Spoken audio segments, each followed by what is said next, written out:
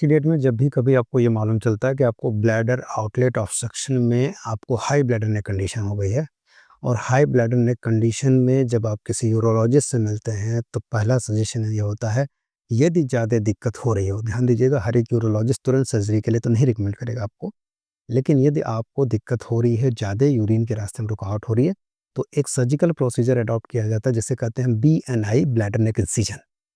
आज हम लोग ब्लैडर नेक इंसिजन के बारे में ही बात करेंगे, जानने की कोशिश करेंगे कि क्या bladder neck incision bladder outlet obstruction या पेशाब की नली में रुकावट को दूर करने का अल्टीमेट उपाय है? क्या उसका कोई भी और तरीका नहीं जिस तरीके से हम इस BNI को टाल सकें? क्यों? क्योंकि BNI के दुष्परिणाम भी होते हैं और ढेर सारे दुष्परिणाम हैं। तो यदि मेरा ऐसा मानना है कि बहुत ज़रूरी ना हो, तो आप एक बार होम्योपैथिक ट्रीटमेंट लेके देख लें। क्यों? क्योंकि BNI के दुष्परिणाम से बचने के लिए आपको एक सेफ हैंड की मेडिसिन मिल जाएगी, सेफ हैंड का इलाज मिल जाएगा और सेफ हैंड में आप अपनी BNI की दिक्कत को ठीक कर सकते हैं। लेकिन इसके बावजूद भी यदि आपका ऑब्स्ट्रक्शन सीवियर है और दिक्कत हो रही है, तो नो डाउट कुछ केसेज़ को ट्रू सर्जिकल केसेज़ हम कहते हैं। यानी कि यदि आप हमसे पूछें हमारा तजुर्बा ब्लैडर नेक ऑब्स्ट्रक्शन के बारे में या हाई ब्लैडर नेक के बारे में, तो ऐसे कंडीशन में हम आपसे यही बताएंगे कि करीब 15 टू 20% ऐसे केसेस होते हैं जो ट्रू सर्जिकल होते हैं, जहाँ पे हमारी भी दवाइयों का रोल नहीं है और ऐसे केसेस में हम 1-2 महीने ऑब्जर्वेशन के बाद मरीज को सर्जरी के लिए रिकमेंड कर देते हैं, लेकिन करीब 80% केसेस में अच्छी पॉसिबिलिटी होती है। बने रहिए इस वीडियो के लास्ट तक। मैं डॉक्टर अतुल कुमार सिंह, निरामया होम्योपैथी के अपने इस चैनल में आपका स्वागत करता हूँ। उम्मीद करता हूँ कि आपको हमारे वीडियोस पसंद आ रहे होंगे। यदि आ रहे हैं तो उसे लाइक करिए, शेयर करिए और अभी तक आपने हमारा चैनल सब्सक्राइब नहीं किया तो ज़रूर सब्सक्राइब करिए।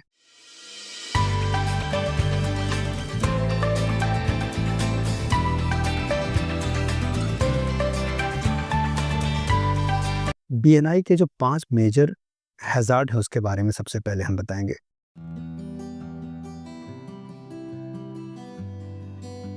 सबसे पहले आता है ब्लीडिंग, यानी BNI होने के बाद से, ब्लैडर नेक इंसिजन होने के बाद से ब्लीडिंग के चांसेस होते हैं और कई केसेस में हमने रिकरेंट ब्लीडिंग देखी है।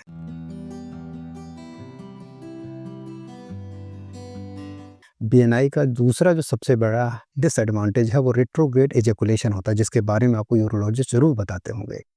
यानी कि जब आप कभी एजैकुलेट करेंगे, जब कभी आप अपनी वाइफ के साथ रिलेशनशिप में रहेंगे, तो सीमेन बाहर ना निकल के वो ब्लैडर में चला जाता है।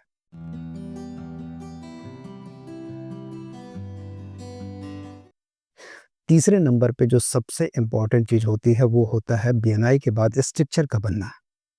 ये भी मेजॉरिटी ऑफ द केसेस में देखा गया है कि BNI होने के बाद से यूरेथ्रा में स्ट्रक्चर बनने की पॉसिबिलिटी ज़्यादा हो जाती है।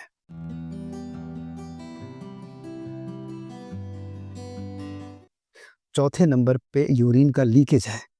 यदि BNI को कर दिया गया तो ऐसे कंडीशन में ओल्डर एज के बाद, यानी कि एक कंडीशन में 45-50 के बाद से यूरिन का लीकेज भी होने की पूरी पॉसिबिलिटी होती है।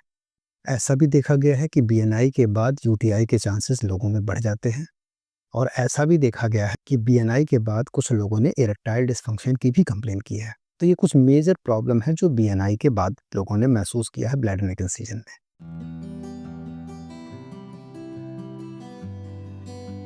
अब जानना ये ज़रूरी है कि BNI सबसे ज़्यादा ज़रूरी कब हो जाता है? मेरी नज़र में BNI सबसे ज़्यादा ज़रूरी तब हो जाता है जब यूरिन कंप्लीटली बंद हो जाए, खास करके 90%, किडनी के डैमेज होने का खतरा हो जाए, पेट यानी लोअर एब्डोमेन फूल जाए, बहुत सीवियर हैवीनेस की फीलिंग हो और लाख एफर्ट के बावजूद भी यूरिन ना हो रही हो। ये कुछ सीरियस सिग्नल हैं जो बताते हैं कि इमीडिएट BNI कर देना चाहिए। लेकिन ऐसे मरीजों में बोलता हूँ कि कैथेटर एक बार डलवा लो, कोशिश करके देख लेते हैं। यदि नहीं होगा तो सर्जरी तो हमेशा लास्ट ऑप्शन है। अब हम बात करते हैं कि क्या होम्योपैथी से BNI पूरी तरह से टाला जा सकता है या फिर हाई ब्लैडर नेक की कंडीशन को या bladder outlet bladder neck obstruction को ठीक किया जा सकता है? मेरा जवाब है हाँ, काफ़ी कुछ केसेज़ में तो ठीक हो जाता है और ढेर सारे केसेज़ में मैंने ठीक भी किया हुआ। इसमें जो हमने समझा है, मरीज़ की साइकोलॉजिकल कंडीशन बहुत इंपॉर्टेंट रोल प्ले करती है, जब खास करके एक मरीज़ ब्लैडर नेक ऑब्स्ट्रक्शन से सफ़र कर रहा हो। क्योंकि ब्लैडर नेक ऑब्स्ट्रक्शन कई केसेज़ में साइकोलॉजिकल भी होता है और कई केसेज़ में पैथोलॉजिकल भी होता है। जब हम इलाज शुरू करते हैं तो ऐसे में मरीज़ को मैं योगा की फर्स्ट एडवाइस देता हूँ। कीगल एक्सरसाइज रेगुलर होनी चाहिए, इसलिए मैंने देखा है कि इस बीमारी से सफ़र करने वाले जो मेरे मरीज़ इंडिया से बाहर के बिलॉन्ग हैं करते हैं, वो योगा और मेडिटेशन पे ज़्यादा फोकस करते हैं, दवाइयों पे कंपैरेटिवली कम, और इंडिया में जस्ट उल्टा होता है। तो मेरा ये मानना है कि सबसे पहले मेडिटेशन और योगा पे आइए। मेडिटेशन में शांत स्वभाव से बैठना है आपको, केवल ये फ़ील करना है कि धीरे-धीरे मेरे ब्लैडर में यूरिन की वॉल्यूम कलेक्ट हो रही है, मेरा ब्लैडर 2/3 फिल हो गया है, और इसके बाद अब यूरिन की अर्जिंग जो हो रही है, एक सिग्नल है जो यूरिन के ब्लैडर से स्पाइन के थ्रू ब्रेन को जा रहा है, और ब्रेन से जो मोटर रिस्पॉन्स है वो यूरिन के ब्लैडर के नेक की कंडीशन को खोलने की कोशिश कर रही है। ये यदि एक पाथवे होता है, इस पाथवे को इमेजिन करना होता है बार-बार, बार-बार, बार-बार। और ये मेडिटेशन का पार्ट हो गया। और योगा के पार्ट में जो हमने बताया आपको कि यदि कीगल एक्सरसाइज को सही तरीके से करते रहें, बटरफ्लाई आसन, पेल्विक फ्लोर की और भी एक्सरसाइजेज हैं जैसे भुजंग आसन और मलासन। यदि ये 3 चीज़ों को सही तरीके से आप करते हैं तो काफ़ी हद तक आपको मदद मिलेगी इससे बाहर निकलने में। मुद्दे की बात पे आते हैं कि ऐसे कंडीशन में हम करेंगे क्या? हम कैसे अपने आप को ठीक रख सकते हैं या ठीक कर सकते हैं बिना इंसिजन या सर्जिकल इंटरवेंशन के? यहाँ से रोल शुरू होता है होम्योपैथिक दवाई। सेम इसी तरीके से मरीज की पूरी केस हिस्ट्री ली गई। केस हिस्ट्री के बाद से हर एक सिम्पटम को कंप्लीट किया गया। डॉक्टर साहब, हमें यूरिन में सबसे ज़्यादा दिक्कत मॉर्निंग में होती है, important symptom for me. Doctor साहब, जब यूरिन के लिए प्रेशर लगाते हैं तो हमें रेक्टम में भी प्रेशर महसूस होता है, इम्पॉर्टेंट सिम्पटम मेरे लिए। डॉक्टर साहब, जब यूरिन के लिए प्रेशर लगाते हैं तो हमें हेडेक होने लगता है, इम्पॉर्टेंट सिम्पटम मेरे लिए। डॉक्टर साहब, यूरिन का प्रेशर तब तक लगता ही नहीं जब तक स्टूल पास आउट हो जाए, इम्पॉर्टेंट सिम्पटम मेरे लिए। डॉक्टर साहब, यूरिन के लिए इतना प्रेशर लगाना पड़ता है कि आँखों से आँसू निकल जाते हैं, इम्पॉर्टेंट सिम्पटम मेरे लिए। तो ये जो कंप्लीट सिम्पटम है, ये वास्तव में मेडिसिन को इंडिकेट करते हैं। कंप्लीट ऑब्स्ट्रक्शन के केसेस भी मैंने दवाइयों को सही तरीके से सेलेक्ट करके उस सिम्प्टोमेटोलॉजी के अकॉर्डिंग यूरिन को हमने बहुत आराम से रिलीज़ करवा लिया है। सो दैट्स व्हाई एक होम्योपैथी केस हिस्ट्री में बहुत इंपॉर्टेंट मायने रखता है कि मरीज अपने strange, rare, uncommon, peculiar symptom को बताए।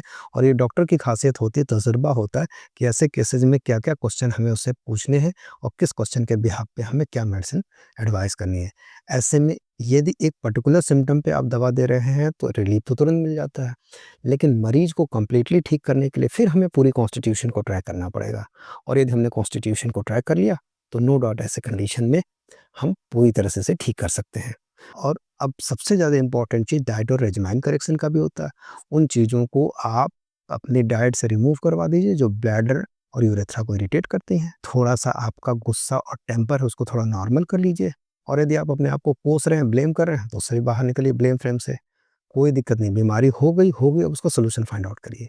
ये वो तरीके होते हैं जिस तरीके से आप बीएनआई से अपने आप को बचा सकते हैं और अपने आप को कंप्लीटली ठीक रख सकते हैं।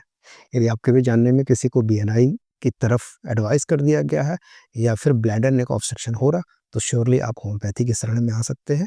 ये बीमारियां होम्योपैथी से पूरी तरह से ठीक की जा सकती। समय देना होता है, पेशेंस रखना होता है और रेगुलरिटी मेंटेन करनी पड़ती है। Thank you very much. यदि वीडियो पसंद आया हो तो बाकी लोगों को भी शेयर करिएगा। धन्यवाद।